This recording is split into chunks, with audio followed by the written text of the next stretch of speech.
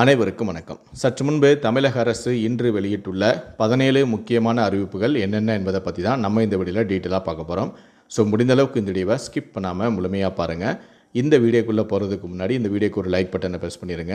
நீங்கள் இது வரைக்கும் அந்த சேனலை சப்ஸ்கிரைப் பண்ணாமல் இருந்தீங்கன்னா மறக்காமல் சப்ஸ்கிரைப் பண்ணிக்கோங்க. கூடவே அந்த பெல் சிம்லையும் மறக்காமல் கிளிக் பண்ணிக்கோங்க. சரி, வாங்க இப்போ நாம் வீடியோக்குள்ளே போகலாம். முதல் அறிவிப்பு. தமிழகத்தில் வரும் ஏப்ரல் 1ஆம் தேதி முதல் 28 சுங்க சாவடிகளில் சுங்க கட்டணம் உயர்த்தப்பட உள்ளது. மாநிலம் முழுவதும் உள்ள தேசிய நெடுஞ்சாலை சுங்க சாவடிகளில் அமல்படுத்தப்படும். மேலும் சுங்க சாவடிகளில் கார், ஜீப், வேன் போன்ற லேசான வாகனங்களுக்கு தற்போது வசூலிக்கப்படும் கட்டணத்தை விட 10 ரூபாய் முதல் 40 ரூபாய் வரையும், லாரி, பேருந்து போன்ற கனரக வாகனங்களுக்கு 50 ரூபாய் முதல் 200 ரூபாய் வரையும் கூடுதல் கட்டணம் விதிக்கப்பட வாய்ப்புள்ளது. மாதாந்திர பாஸ் கட்டணமானது 300 முதல் 350 வரை நிர்ணயிக்கப்பட்டுள்ளதாகவும் தகவல்கள் வெளியாகியுள்ளன. இரண்டாவது அறிவிப்பு. டிஇஓ மாவட்ட கல்வி அலுவலர் பணி முதன்மை தேர்வுக்கான ஹால் டிக்கெட் இணையதளத்தில் வெளியிடப்பட்டிருப்பதாக டிஎன்பிஎஸ்சி அறிவித்துள்ளது. இது தொடர்பாக டிஎன்பிஎஸ்சி தேர்வு கட்டுப்பாடு அலுவலரான வெங்கடபிரியா வெளியிட்டுள்ள செய்திக்குறிப்பில் கூறியிருப்பது என்னவென்றால், டிஎன்பிஎஸ்சி குரூப் 1C கீழ் வரும் மாவட்ட கல்வி அதிகாரி நேரடி நியமனத்துக்கான முதன்மை தேர்வு மார்ச் 22ஆம் தேதி முதல் 25ஆம் தேதி வரை நடைபெற உள்ளது. இந்த தேர்வெழுத அனுமதிக்கப்பட்டுள்ள தேர்வர்களுக்கு தேர்வுக்கூட நுழைவுச்சீட்டு தேர்வாணையத்தின் இணையதளத்தில் பதிவேற்றம் செய்யப்பட்டுள்ளது. தேர்வர்கள் தேர்வுக்கூட அனுமதி சீட்டை தங்களின் ஒருமுறை பதிவு வாயிலாக விண்ணப்ப எண் மற்றும் பிறந்த தேதியை குறிப்பிட்டு பதிவிறக்கம் செய்து கொள்ளலாம் என்றும் வெங்கடபிரியா தெரிவித்துள்ளார். மூன்றாவது அறிவிப்பு. வேளச்சேரி பரங்கிமலை வரையிலான பறக்கும் ரயில் சேவை இன்று முதல் மார்ச் 14 முதல் தொடங்கும் என ரயில்வே அறிவித்துள்ளது. ரயிலின் அட்டவணையும் வெளியிடப்பட்டுள்ளது. ஆதம்பாக்கத்தில் மட்டும் தற்போது ரயில்கள் நிற்காது எனவும் விரைவிலேயே இச்சேவையானது முழுமையாக செயல்படுத்தப்படும் எனவும் தெரிவிக்கப்பட்டுள்ளது. நான்காவது அறிவிப்பு. மானாமதுரை ஆகாஷ் மரண வழக்கில் 6 காவலர்களை சஸ்பெண்ட் செய்து மாவட்ட எஸ்பி உத்தரவிட்டுள்ளார். திருப்புவனம் காவல் நிலைய ஆய்வாளரான திலீபன், உதவி ஆய்வாளரான குகன் ஆகியோரையும் காவலர்களான தேவேந்திரன், சரத், மனோகரன், காளீஸ்வரன் ஆகியோரையும் சஸ்பெண்ட் செய்து உத்தரவிடப்பட்டுள்ளது. ஐந்தாவது அறிவிப்பு. 10, 12ஆம் வகுப்பு மாணவர்கள் தாங்கள் எழுதிய தேர்வு விடைத்தாளை தகவல் அறியும் உரிமைச் சட்டத்தின் கீழ் கேட்டு பெறலாம் என்று மாநில தகவல் ஆணையம் அறிவித்துள்ளது. இனி வருங்காலங்களில் மாணவர்கள் தாங்கள் எழுதிய திருத்தப்பட்ட விடைத்தாள்களின் நகலினை அரசு தேர்வுகள் இயக்கம் எவ்வளவு மாதங்கள் பராமரிக்கிறதோ அந்த குறிப்பிட்ட காலகட்டத்திற்குள் பக்கத்திற்கு 2 ரூபாய் வீதம் செலுத்தி நகல்களை பெற்றுக்கொள்ளலாம் எனவும், இது குறித்து மாணவர்கள் அனைவருமே தெரிந்து கொள்ளும் வகையில் இணையதளத்தில் வெளியிடுமாறும் உத்தரவிட்டுள்ளது. ஆறாவது அறிவிப்பு.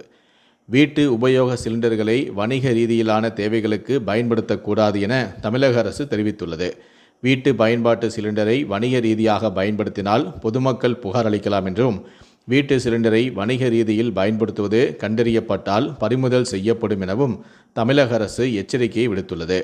பொதுமக்கள் 048592828 என்ற எண்ணிலும் 1967 என்ற உதவி எண்ணிலும் புகார் அளிக்கலாம். ஏழாவது அறிவிப்பு. விளையாட்டு ஒதுக்கீட்டில் MBBS மற்றும் PDS படிப்புகளுக்கான இடங்களை அதிகரித்து தமிழக அரசு உத்தரவிட்டுள்ளது. அதன்படி தமிழ்நாடு அரசு மருத்துவ மற்றும் பல் மருத்துவக் கல்லூரிகளில் MBBS படிப்புக்கான இடங்கள் 7லிருந்து 13ஆகவும், PDS படிப்புக்கான இடங்கள் 1லிருந்து 2ஆகவும் விளையாட்டு ஒதுக்கீட்டின் கீழ் வழங்கப்படும் இடங்களை அதிகரித்து அரசு உத்தரவிட்டுள்ளது. எட்டாவது அறிவிப்பு. 2025-26ஆம் நிதியாண்டின் முடிவு நெருங்கி வருகிறது. இதனுடன் வரி செலுத்துவோருக்கு ஒரு முக்கியமான காலக்கெடுவும் வந்துவிட்டது. தனிநபர் வருமான வரி செலுத்துவோருக்கு ஒரு பெரிய எச்சரிக்கையாகும். நீங்கள் செலுத்தும் வரி 10,000ஐ தாண்டினால் நீங்கள் முன்பண வரி செலுத்த வேண்டும். வருமான வரித்துறையின் விதிகளின்படி முன்பண வரி செலுத்துபவர்கள் இறுதி தவணையை செலுத்துவதற்கான காலக்கெடு நெருங்கி வருகிறது. 2026-27 மதிப்பீட்டு ஆண்டிற்கான முன்பண வரி செலுத்துதலின் கடைசி தவணையை செலுத்துவதற்கான காலக்கெடு மார்ச் 15 அன்று முடிவடைகிறது. ஒன்பதாவது அறிவிப்பு. தமிழ்நாடு உட்பட 5 மாநில தேர்தல் அட்டவணையானது வரும் ஞாயிற்றுக்கிழமை வெளியாக வாய்ப்புள்ளது. தமிழ்நாடு, புதுச்சேரி, கேரளா, மேற்கு வங்கம், அசாம் மாநிலங்களுக்கு தேர்தல் அறிவிக்கப்பட உள்ளது. தேர்தல் தொடர்பாக தலைமை தேர்தல் ஆணையரான ஞானேஷ்குமார் 5 மாநிலங்களுக்கு சென்று ஆலோசனை நடத்தியும் உள்ளார். 10வது அறிவிப்பு. எரிபொருள் பற்றாக்குறை காரணமாக பல ஹோட்டல்கள் மற்றும் உணவகங்கள் மூடப்பட்டுள்ள நிலையில் மத்திய பெட்ரோலியம் மற்றும் இயற்கை எரிவாயு அமைச்சகம் சில நடவடிக்கைகளை அறிவித்துள்ளது. மத்திய பெட்ரோலியம் மற்றும் இயற்கை எரிவாயு அமைச்சகம் இன்று வெளியிட்டுள்ள அறிவிப்பில் வணிக பயன்பாட்டுக்கான சில சிலிண்டர்கள் வழங்கப்படும் என்றும் தெரிவித்துள்ளது. மேலும் இந்த சிலிண்டர்கள் வழங்கப்பட வேண்டிய பயனாளிகளை மாநில அரசுகள் அடையாளம் கண்டு தீர்மானிக்கும் என்றும் அமைச்சகம் கூறியுள்ளது.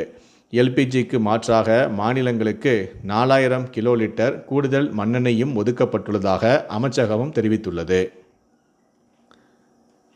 40,000 கிலோ லிட்டர் கூடுதல் மண்ணெண்ணெய் ஒதுக்கப்பட்டுள்ளதாக அமைச்சகம் தெரிவித்துள்ளது.